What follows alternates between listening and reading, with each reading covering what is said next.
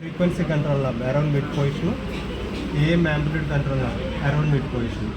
Okay, హెచ్కి ఆఫ్లో ఉండాలి. ఇనీషియల్గా ఈ సెట్టింగ్స్ సెట్ చేసిన తర్వాత ఎక్స్పెరిమెంట్ కంటిన్యూ చేయాలి.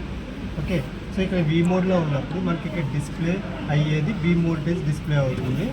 సి మోడ్లో ఉన్నప్పుడైతే బీమ్ కరెంట్ డిస్ప్లే చేస్తుంది. ఇది రిప్లర్ వోల్టేజ్ డిస్ప్లే చేస్తుంది. ఓకే, ఇనీషియల్గా దీన్ని వి మోడ్లో పెట్టుకుంటాం. సో మనకి ఇక్కడ ఏదైతే మైక్రో ఫ్రీక్వెన్సీ జనరేట్ అవుతుందో దీంట్లో ఉండే క్రిస్టల్ డిటెక్టింగ్ డయోడ్ అది రిలేటివ్ లో పవర్ కింద కన్వర్ట్ చేసి మనకు అవుట్పుట్ కింద తీసుకుంటాం. ఓకే, సో దీన్ని మనకి ఇక్కడ అవుట్పుట్ సిఆర్ఓ కనెక్ట్ చేసుకుంటే కనుక ఇక్కడ మనం మాడ్యులేషన్ వచ్చి ఏ మోడ్లో పెడుతున్నాం కాబట్టి ఒక లో ఫ్రీక్వెన్సీ సిగ్నల్ తోటి మాడ్యులేట్ అయ్యి ఇక్కడ మళ్ళీ ఈ డిటెక్టింగ్ డయోడ్ ద్వారా డిమాడ్యులేట్ అయ్యి మనకి ఇక్కడ సిఆర్ఓలో వేవ్ ఫామ్ డిస్ప్లే అవుతుంది. సిఆర్ఓ ఇచ్చేసి మనం మెయిన్గా ఏమేమి మెజర్ చేస్తాం, అవుట్పుట్ వచ్చి VSWR మీటర్ కనెక్ట్ చేసుకుని చేయాలి. సో దీన్ని ఇన్పుట్ సెలెక్టర్ వచ్చి 200 ohms క్రిస్టల్ మోడ్లో పెట్టుకోవాలి. రేంజ్ సెలెక్టర్ వచ్చి 30 dB. ఇది మీటర్ సెలెక్టర్ వచ్చి నార్మల్ పొజిషన్. గెయిన్ కంట్రోల్స్ వచ్చి అరౌండ్ మిడ్ పొజిషన్ పెట్టుకుంటాం. ఓకే, ఇక్కడే మనకి ఇన్పుట్ ఏదైతే కపుల్ చేస్తున్నామో ఇన్సైడ్ సర్క్యూట్ వచ్చి 1 kHzకి డిజైన్. అందుకని మనం ఇక్కడ ఫ్రీక్వెన్సీ కంట్రోల్ knob వేరీ చేసుకుని సిఆర్ఓలో 1 kHz పెట్టుకున్న తర్వాత దీనికి ఇన్పుట్ కింద అప్లై చేస్తాం. సో 1 kHz అంటే టైం పీరియడ్ ఎంత, 1 millisecond. So T on plus T off కలిపి 1 సైకిల్ అంటాం కాబట్టి 1 millisecond రావాలి. సో నేను ఇక్కడ ఇంకా 0.5లో పెట్టుకున్నాను. అంటే T on 1 block, T off 1 block. So 2 × 0.5 వచ్చి 1 millisecond అవుతుంది. ఓకే, సో ఇది ఫ్రీక్వెన్సీ మీటర్లో ఒక ఎండ్ పొజిషన్లో పెట్టుకుంటాము. ఇది వేరియబుల్ అటెన్యూయేటర్ వచ్చి కంప్లీట్గా అప్వర్డ్ మూవ్ చేస్తేనేమో మినిమం అటెన్యూయేషన్, డౌన్వర్డ్స్ అయితే కనుక అటెన్యూయేషన్ అప్లై అవుతుంది. ఇక్కడ స్కేల్ వచ్చి 0 to 25 dB ఉంటుంది. మనకు అవుట్పుట్లో మన రిక్వైర్మెంట్ని బట్టి ఆ అటెన్యూయేషన్ అప్లై చేసుకుంటాం. ఓకే, ఇది ఇనీషియల్గా 15 దగ్గర 20 దగ్గర పెట్టండి. ఇక్కడ స్కేల్ ఉంటుంది. ఓకే, ఇది ఐసోలేటర్ అన్నది పవర్ ఓన్లీ 1 డైరెక్షన్లోనే అలా చేస్తుంది. ఇది ఇక్కడ యారో ఉంది కదా, అంటే ఇది input port, output port. In case any miss match load ఉంటే కనుక మనకి ఏదైతే మైక్రో ఫ్రీక్వెన్సీ జనరేట్ అయ్యిందో అది లోడ్ నుంచి మళ్ళీ బ్యాక్ రిఫ్లెక్ట్ అయ్యి సోర్స్ని ఎఫెక్ట్ చేయకుండా ఇక్కడ ఇది బ్లాక్ చేస్తుంది ఐసోలేటర్. ఓకే, ఓకే, హెచ్కి ఆఫ్లో ఉంది. ఇది పవర్ ఆన్ చేస్తున్నాను. సో ఇది దీంట్లో హీట్ జనరేట్ అవుతుంది కాబట్టి ఆన్ చేయండి. సో ఇనీషియల్గా బీమ్ కంట్రోల్ knob అనేది ఫుల్లీ యాంటీ క్లాక్ వైజ్లో ఉంటుంది. వీ మోడ్లో ఉంది ఇక్కడ, అంటే ఇప్పుడు బీమ్ వోల్టేజ్ డిస్ప్లే చేస్తుంది. మనం ఫ్లాష్ లైట్ చూపించి ఎక్కడ యూజ్ చేసినా బీమ్ వోల్టేజ్ అనేది 300 volts ఫిక్స్డ్. స్లోగా వేరీ చేసి 300 voltsకి సెట్ చేయండి. బీమ్ కరెంట్ సి మోడ్లో పెట్టినప్పుడు ట్యూబ్ ఎంత కరెంట్ డ్రా చేస్తుంది అన్నది డిస్ప్లే చేస్తుంది. ఇనీషియల్గా లో వాల్యూ ఉంటుంది, అది లీనియర్గా గ్రాడ్యువల్లీ ఇంక్రీజ్ అయ్యి ఒక వాల్యూకి రీచ్ అయిన తర్వాత స్టేబుల్ అవుతుంది. అక్కడ డిస్ప్లే అయ్యేది యాంపియర్స్. 018 amperes అంటే 18 milliamps. 13 to 30 milliamps మధ్యలో ఉంటే ఎక్స్పెరిమెంట్ కంటిన్యూ చేస్తాము, లేదంటే కనుక స్విచ్ ఆఫ్ చేయాలి. మోడ్ పెట్టుకుంటాము. వై పొజిషన్ వేరీ చేసుకుంటాను. గ్రౌండ్ మోడ్ రిలీజ్ చేస్తాను.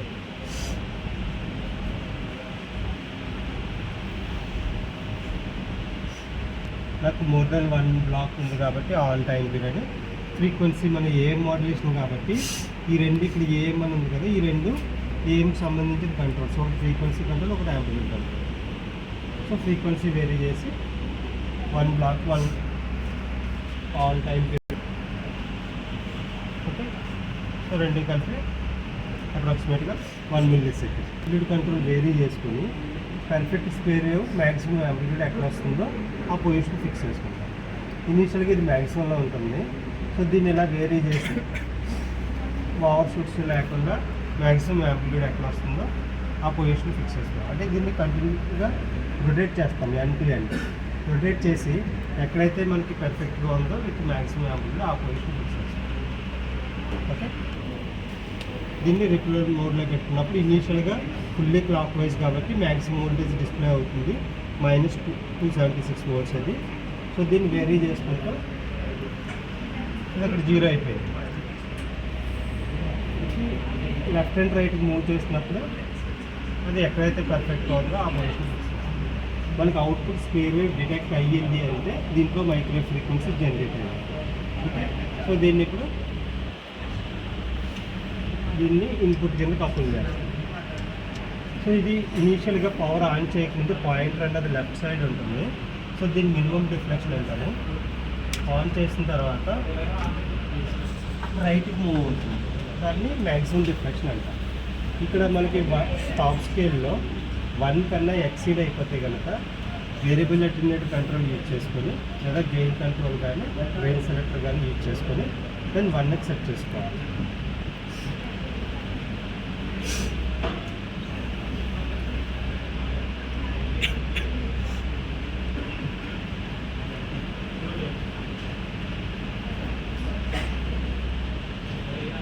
వెన్నెక్కి సెట్ చేసుకుంటాం. ఓకేనా?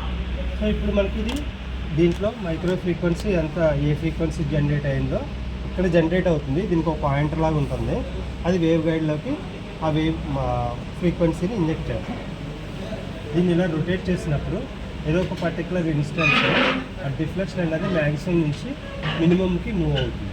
ఆ మినిమం అంటే లెఫ్ట్ సైడ్కి మూవ్ అవుతుంది మినిమం.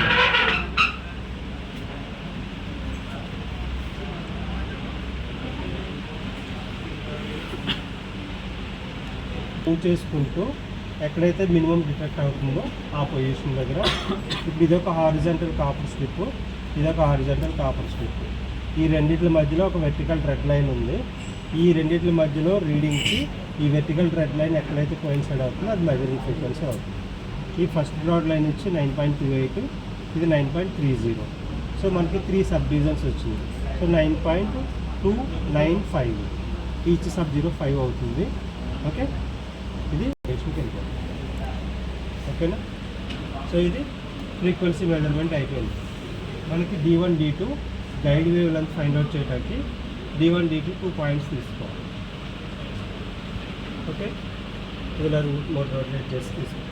జస్ట్ ఒక రౌండ్ ట్యూన్ చేయాలి. ఇప్పుడు దీనికి ఇక్కడ లోడ్లో మ్యాచ్ టెర్మినేషన్ తీసేసి మూవబుల్ షార్ట్ కనెక్ట్ చేసుకుంటాం. A ఈక్వల్ టు 2.286 ఉంటుంది. మీరు క్యాల్కులేషన్ చేసేటప్పుడు అది దాంట్లో సబ్స్టిట్యూట్ చేయాలి ఏ వాల్యూ. అది చేస్తారంటే ఒక 3 మెంబర్స్ 4 కనెక్ట్ చేయాలి. ఇలా పెట్టినా ఇది వెర్టికల్ ప్లేన్లో కనెక్ట్ అవుతుంది. అంటే హోల్స్ మాత్రం ఎలా పెట్టినా మ్యాచ్ అయిపోతాయి. కాబట్టి అవుట్పుట్ లోడ్ కనెక్ట్ చేసేటప్పుడు ఇది మూవబుల్ షార్ట్, ఇదేమో మ్యాచ్ టెర్మినేషన్. కనీసం 1కి సెట్ చేసుకోవాలి. నేను వేరియబుల్ అటెన్యూయేషన్ తగ్గిస్తున్నాను. డిఫ్లెక్షన్ అనేది 1కి వచ్చేలాగా చూసుకుంటాం. డిఫ్లెక్షన్ అనేది 1 కన్నా ఎక్సీడ్ అవ్వకుండా మళ్ళీ సేమ్ ఇంత ప్రెజర్ ఎలా అయితే ఉందో అదే కంటిన్యూ. సో దీన్ని ఇలా కంటిన్యూ చేయాలి. ఎండ్ టు ఎండ్ ఈ స్లాటెడ్ లైన్ని మూవ్ చేసినప్పుడు డిఫ్లెక్షన్ అన్నది 1 కన్నా రైట్ సైడ్కి మూవ్ అవ్వకూడదు. 1 దగ్గర నుంచి ముందు లెఫ్ట్ సైడ్కే ఉండాలి 1 నుంచి. సో ఇది ఎక్కడైతే మ్యాక్సిమం లెఫ్ట్ సైడ్కి వచ్చిందో దాన్ని మినిమం అంటారు. సో సేమ్ అదే డైరెక్షన్లో మూవ్ చేస్తాం, మళ్ళీ 1కి రీచ్ అవుతుంది. ఓకే, మళ్ళీ అగైన్ లెఫ్ట్ సైడ్కి మూవ్ అవుతుంది.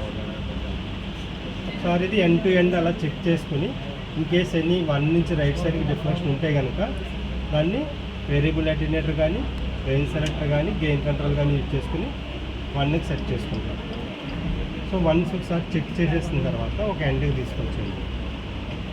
తీసుకొచ్చేసి ఫస్ట్ మోడ్ వదిలేసండి.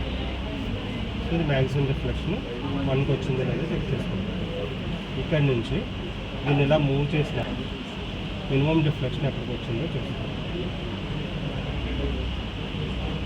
సో మళ్ళీ ఎక్కడైతే బ్యాక్ రిఫ్లెక్షన్ స్టార్ట్ అవుతుందో అది జస్ట్ బిఫోర్ మినిమం పాయింట్ ఎక్కడ ఉందో చూస్తాం.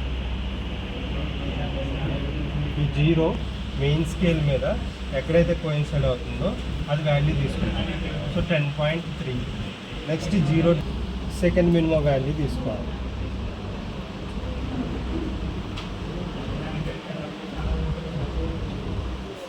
బ్యాక్ ఇక్కడ స్టార్ట్ అవుతుంది కాబట్టి